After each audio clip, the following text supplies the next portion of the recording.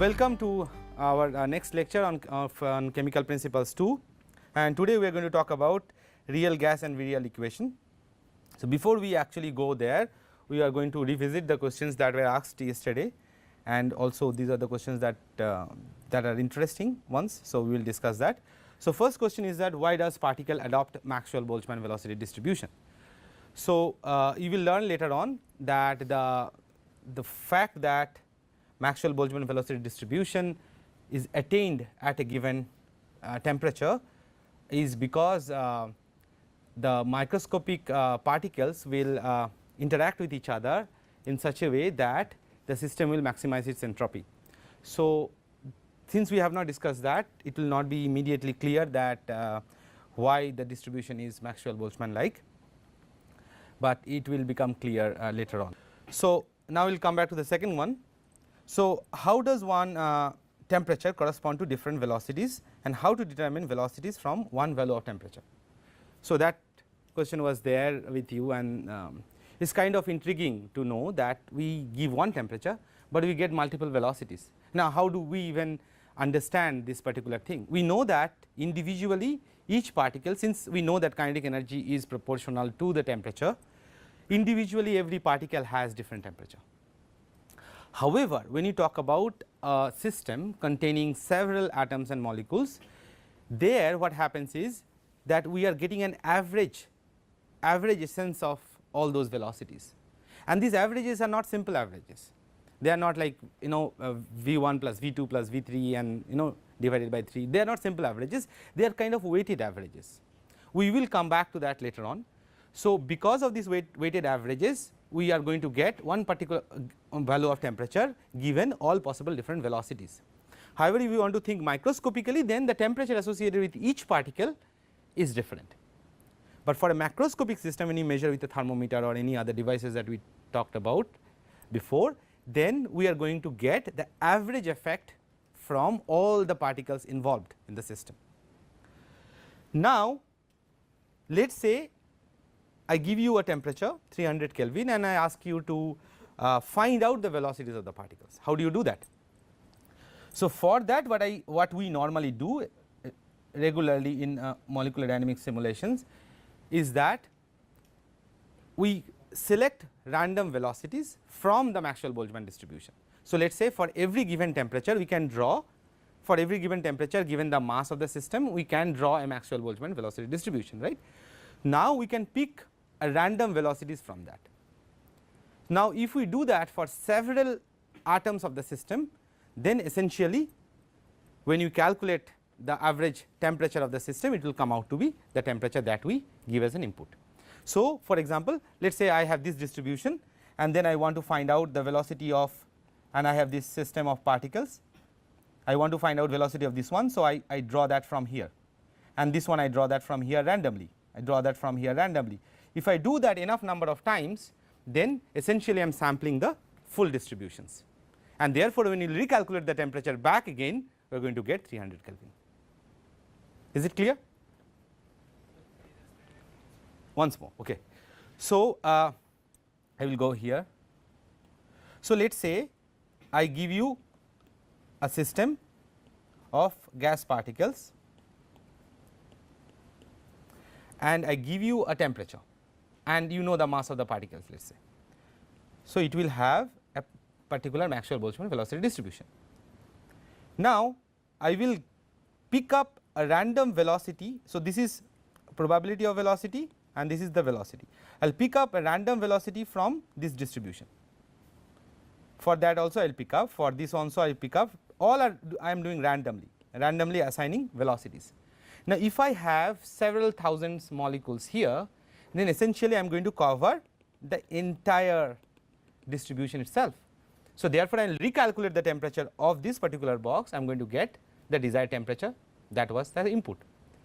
So therefore you understand, therefore even though I have one value of temperature, I have several possible velocities of the particle, and this is regularly done in molecular dynamics simulations, where let us say we start a system, a box of water molecules at 300 Kelvin, we draw the velocities, initial velocities randomly from Maxwell-Boltzmann distribution. Okay. how is the Maxwell-Boltzmann distribution of two gases of different masses mixed together? That was another question, very interesting. So let us say I given a mass. So for example, if you mix two different temperature of same masses, gaseous systems of same masses but two different temperature, when you mix that, you know that it will come to a different equilibrium temperature, and therefore the distribution will shift to a different value. That is not a problem. How would the mass, let us say if you mix nitrogen and oxygen at a given temperature. Now you know that at one value of mass you have one distribution and another value of mass you have another distribution. Now what will be the overall distribution?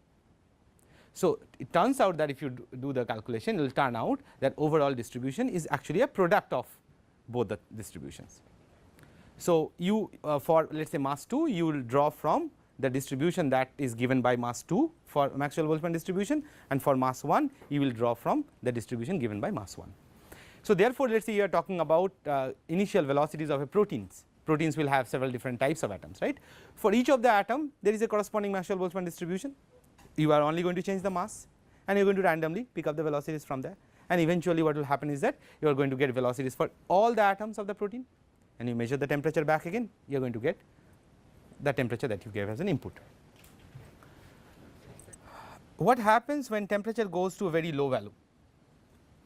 So as you will see that temperature is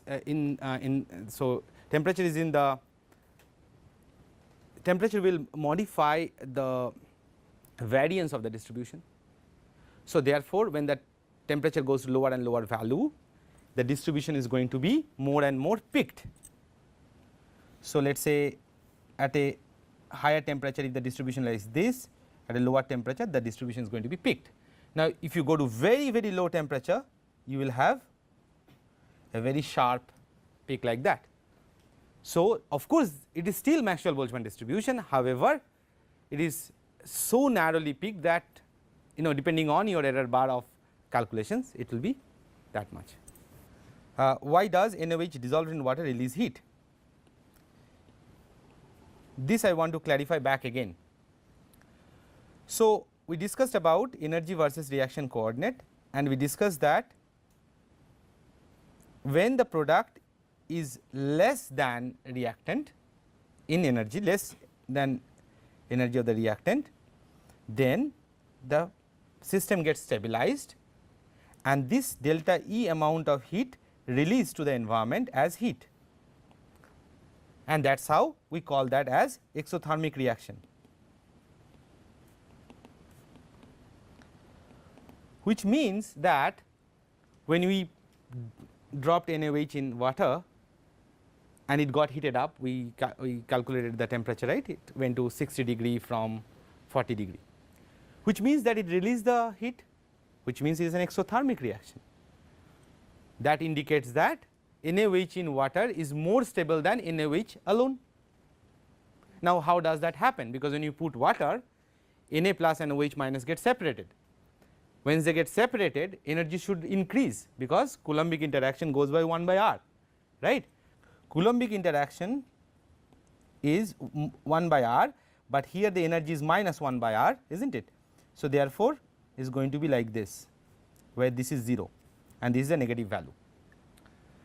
Remember it is Q1 Q2 by R, and since Q1 is positive, Q2 is negative, overall value is negative, and as R goes to infinity it is going to go to 0 value. So when Na and OH are separated by water, it should have increased the energy for the product, but there is a decrease in energy, therefore the heat is being released. Now do you know why there is a decrease in energy? Correct. So sodium and hydroxide, sodium Na plus and OH minus get dissolved in water, which means that water molecules solvate them. They stabilize these ions in presence of water, and due to these stabilizations of ions, overall energy of the system goes lower. So NaOH in water is more stable than NaOH alone. Because it is more stable, the extra energy is released as heat. How does IR thermometer or pyrometer distinguish between reflected light and emitted light? That was a good question. So the thing is that we talked about black body radiation. Black body radiation gives out all possible different frequencies, we fit to that and therefore get the temperature, right? However, a machine will not know whether it is reflected light or which is an emitted light due to its own thermal radiation. So, the spirometer and infrared thermometer works on the principle of Stefan-Boltzmann law, where it calculates the energy density. So, and the energy density certainly will be different irrespective of the color of the light. So, therefore, this white light temperature was 300 something, that is much lower than the yellow light, but black body radiation wise a blue light should have had much higher temperature. Is Maxwell-Boltzmann distribution valid for ideal gases alone? Because we have derived that, or we have talked about that in case of ideal gases. Now, how does it work for, let us say, liquids or solids?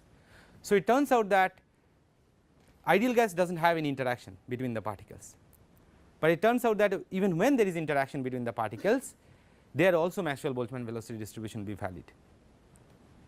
Even recent paper shows that it is valid for solids also and liquids.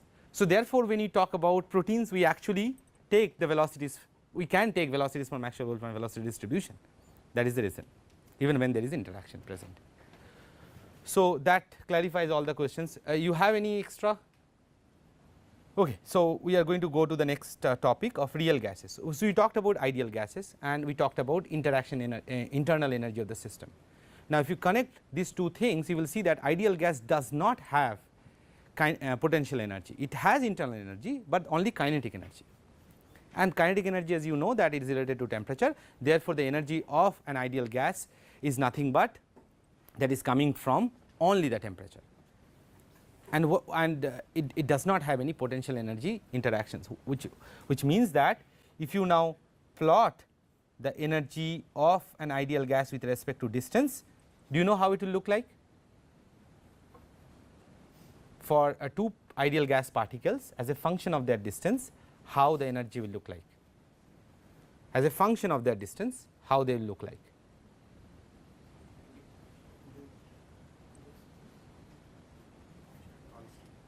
Correct, constant, but what is the value of the constant? What is the value of the constant? 0. The value of the constant is 0. So, irrespective of the distance, you see, even when r equal to 0, so that means ideal gas particles, they can actually be on top of each other without any problem, because they are ideal gas, they have no interactions with among itself, all of them can come in the same place because there is no interaction energy, and it does not matter whether they are close or far away. However, real gas systems will not be like that, and as we have shown yesterday, that a real gas typically will follow this kind of profile with respect to distance. That means, when it is very far away, it will have 0 energy, interaction energy, right. Let us say 1 kilometer apart, it does not have to go to 1 kilometer, it can go to, let us say, few nanometers, it will be 0, because there is no interaction between the particles. But as it comes closer and closer, what will happen is that it will feel an attractive interaction, and that attractive interaction happens due to dispersion type of interactions. Dispersion is an induced dipole interaction. The electron density will induce a dipole on the other molecule, which will again in turn will induce a dipole on this one, and therefore, you will get an interaction, and that interaction typically goes as 1 by r to the power 6, very fast, it goes very fast to 0. R to the power 6 means is really fast, 6th power, right. Now, if you bring them even closer, what will happen? You will start feeling a repulsion, because now the electron densities are trying to compress on each other without any bonding. See, it is very different case than bonding. In case of bonding, electron densities overlap and they form a new type of systems, but here the only thing that is happening is that the repulsion between the electron densities. So, therefore, when they are very close, then it rises extremely sharp. So, my drawing is not accurate, it is very sharp rise and then decay, and this sharp rise happens typically as r to the power 12. So, you see now that unlike ideal gas, the real gas systems, because of its interactions, will not follow the ideal gas type of equation. So, For ideal gas it was PV equal to RT, right, equation of state, PV bar meaning 1 mole of gas. But whenever there is an interaction with the particles, we can expect that it will no longer be same, it is going to be different. Now how different is going to be, that is what we are going to talk about today. So all gases have interactions between the gas molecules. Now only in the limit of P equal to 0. So what do we mean by P equal to 0 is that when the pressure is really less, and the pressure will be less when the volume is much larger at a given temperature. So volume is larger means in the same volume, let us say there are 2 particles in a small volume, now there are 2 particles in very large volume, and being gas molecules they will try to go everywhere, and therefore effectively interactions will be extremely minimal because they will spend more time farther apart from each other. That will be the reason that at P equal to 0 the real gases will behave like an ideal gas, because ideal gas has no interactions. At P equal to 0 real gases spend time far apart from each other, and therefore it will have 0 interactions most of the time, and therefore it will have the property of just like an ideal gas. So they deviate significantly, however at higher pressure. Higher pressure means again volume will be less, so particles spend close to each other, and you have seen that when they spend close to each other they will have an interaction with each other, and because they will have an interaction there will be some changes in the equation of state. Now how do we understand that? Now deviation from ideal gas is denoted as Z, a compressibility factor. Compressibility factor is given by Z, which is PV by RT, and it is called okay, the figure on the right shows that at low pressure Z becomes 1, because at low pressure it forms like ideal gas, right, like as I said that P tends to 0 it will become ideal gas. Now let us write that. So we know that PV bar equal to RT. Now if I divide by RT it will become PV by RT equal to 1. This is the equation of an ideal gas. So at low pressure, since it becomes an ideal gas, our Z, which is defined as PV by RT, will become 1, and you see in the graph at very low pressure it starts with 1. However, since nitrogen and oxygen both are real gases, they significantly deviate from the value of 1. Oxygen goes little bit lower than 1, you see, and then goes upper. So at high pressure all of them will be higher than 1, but however at an intermediate pressure it can go below 1 also, and we have to understand why it goes below 1, right. So it is less than whatever would be PV, whatever would be for an ideal gas. So in 1901 Kamerlingh and Onnes proposed an equation of state for real gas. Now this equation that this profile that you see in both these graphs, they no longer represent a very nice looking profile. What I mean by that is that it is not a straight line or a parabola. A straight line is 1 order equation, y equal to mx. A parabola will be 2nd order, x square, and then 3rd order and 4th order. However, for any complicated function you may not fit the function with 1 or 2 orders. Therefore you need a polynomial to fit any arbitrary curve. So Kamerlingh and Onnes proposed this particular equation of state as Z equal to PV by RT as 1 plus B by V, C by V square, and things like that. So have you heard about Taylor expansion? So Taylor expansion says that any graph that you take, so this is let us say y and x, then you can expand that in terms of y x equal to 0 plus y prime, y prime is the derivative by factorial 1 into x, and then y prime prime by factorial 2 x square, and things like that. So since it has an infinite number of powers, one can fit any equations with that, right. So therefore Z, which is PV by RT, can be also written as a Taylor expansion of volumes, 1 by volumes, PV by RT equal to 1 plus B by V, C by V square and things like that. So, this is expanding the compressibility factor in terms of molar volumes. B bar is a molar volume. Okay. Now, what is B? B equals second virial coefficient, second virial coefficient. C is called third virial coefficient and things like that. Second virial basically is the second term and third virial is the third term and things like that. So, by expressing Z in terms of all possible series powers of molar volumes, one can fit any real gas expression. Alternatively, you can also express this one in terms of pressure, but there we will let us say use B prime P, C prime P square and say that. Okay.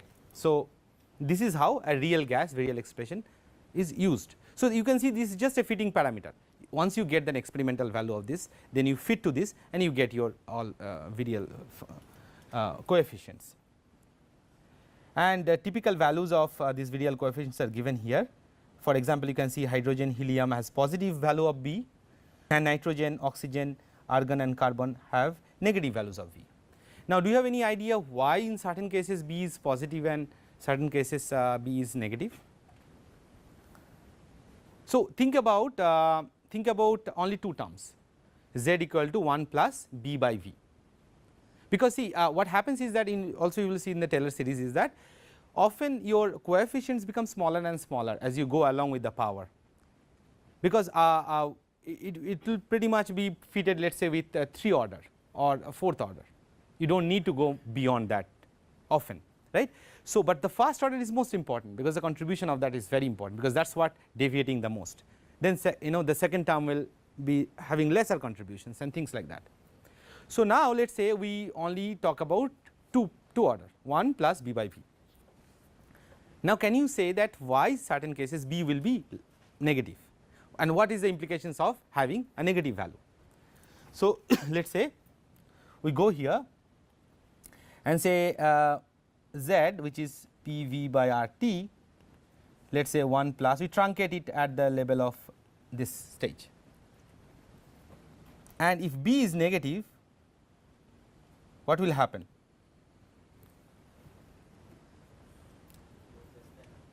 So, Z will be less than 1. You see, that is the reason your graph for certain cases was going down below 1 and then going up, and certain cases it was not going up at all. If B is positive, it will be more or less always positive. However, if B is negative, then it will go negative and then positive, because finally at a large value of pressure you know that the higher terms will actually contribute, because you can also think in terms of pressure, right. So, Z equal to 1 plus B prime P. So, at a very large value the higher powers will come. So, now question is that why B is negative in certain cases. So, we know that because B is negative, it is actually dipping it and then going up. So, why B is negative? So, we will have to, in order to understand that, we will have to think about a simpler picture than actual real gas. So, we will do that in a moment, but statistical mechanical derivations, which of course we cannot discuss here fully, but one can show that the second virial coefficient B originates due to intermolecular interaction, which I told you, right. So, here UR is the interaction energy between two particles, and we have shown you how UR changes. I mentioned that as E, but you can take that as U, right. So, UR, I showed you, right, that UR changes with this kind of expression, with this kind of profile, right. So, now BT is like this. Now, let us take one special case. Let us say UR equal to 0 for all R. What will happen? This quantity will become 1 minus 1, right. So, B will become 0 and it will reduce to ideal gas. Now, let us say UR is negative. What will happen? if UR is negative, then e to the power minus negative of negative will be positive. So, therefore, 1 minus this term, if it is greater than 1, the overall B will be negative. So, stronger the interaction between the particles, B will go to negative value. Is it clear from that particular equation? Is it clear? So, if UR is negative, then e to the power minus UR will become a positive quantity or much greater than 1, and therefore, 1 minus e to the power minus UR will become a negative quantity and B will become a negative quantity. Okay. So, that means in the cases in which there is stronger interaction, the B will be negative. Okay. So, now compressibility depends also on temperature. So, as temperature reduces, because B is a function of T. So, as you can see that as temperature reduces, so T will become less. If T becomes less, then UR by KBT becomes larger, and when that becomes larger, this overall quantity will become more negative and overall value of BT will become more negative. So, as temperature becomes lower, what is going to happen is that interactions, effective interactions between the particles will become stronger, and therefore, it will be more negative. As you can see in this particular picture here, that the nitrogen gas molecules are shown against pressure at different temperatures, and you can see that as the temperature goes lower value from 100 to 0 to 50 degree, initially at low value of pressure it is becoming more negative and then it becomes positive. That indicates that effective B, the B value with temperature, lowering of temperature is also getting more and more negative, and that is how you see the dip if the UR interaction is stronger. Okay. And you will also see later on that why it is always it will minus UR by KBT, because that is what the Boltzmann factor is. So, lower the energy, more probability of the system to be there. Okay.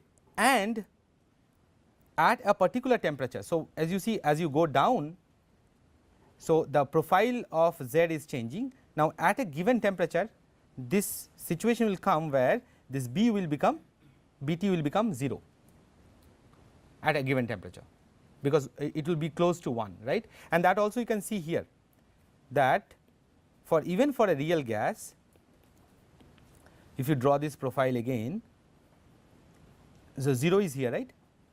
So, when it is far apart it is 0, but also when they are close together, it is actually, it turns out that this is the situation when they are actually touching each other.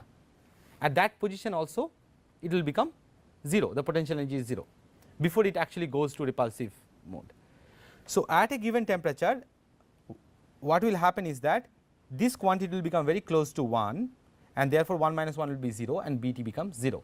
And if BT becomes 0, then in the expansion of Z, which is PV by RT is 1 by B by V bar plus C by square, if this quantity goes to 0, then you can see that for a longer duration of volume it will behave like an ideal gas, because the square terms typically pick up later on.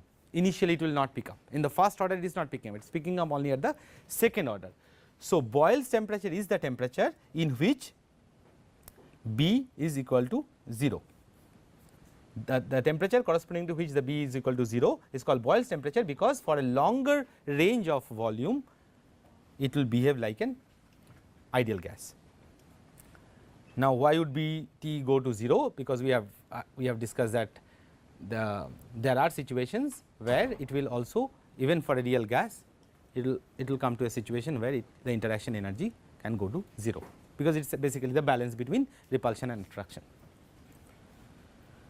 There is a plot here that how the B changes with different temperature for different gases, and you can see that various gases at various different temperatures are going to 0. For example, hydrogen TB is lower than water and ammonia and things like that.